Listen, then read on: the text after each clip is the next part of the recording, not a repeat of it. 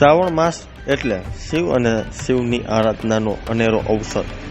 શ્રાવણ માસ ચાલુ થઈ ગયો છે ત્યારે ભાવિક ભક્તોનું ઘોડાપુર શિવજીના મંદિરોમાં ઉમટી પડ્યા છે. ત્યારે આજે અમે આપને રાજકોટના એક એવા શિવ મંદિર વિશે જણાવવા જઈ રહ્યા છીએ કે જેને લોકો ભૂતનાથ મહાદેવ મંદિર તરીકે ઓળખે છે. ભૂતનાથ મહાદેવ મંદિર 200 વર્ષ જૂનું છે અને આ મંદિર સાથે લાખો ભક્તોની આસ્થા જોડાયેલી છે.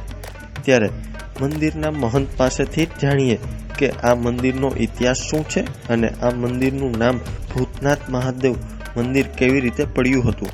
ત્યારે જુઓ અમારો ખાસ અહેવાલ.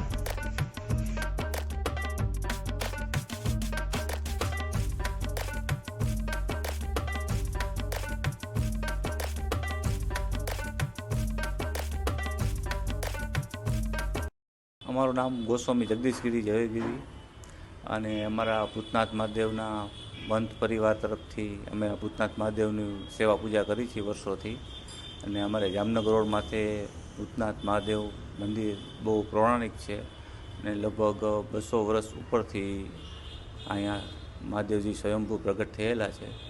અને આજુબાજુના વિસ્તારમાં police line, Bhomeshwar society, Bhomeshwar plot, Bajrangwadi અને પરસાનગરથી ખૂબ ભાવિકો અહીંયા દર્શન કરવા આવે છે.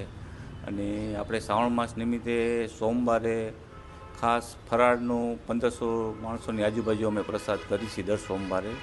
અને બીજા પ્રસંગોમાં અમે અત્યારે સાતમ આઠમમાં જે કાન જન્મનો પણ મહોત્સવ બહુ સારી રીતે ઉજવી છીએ. અને બીજા પ્રસંગોમાં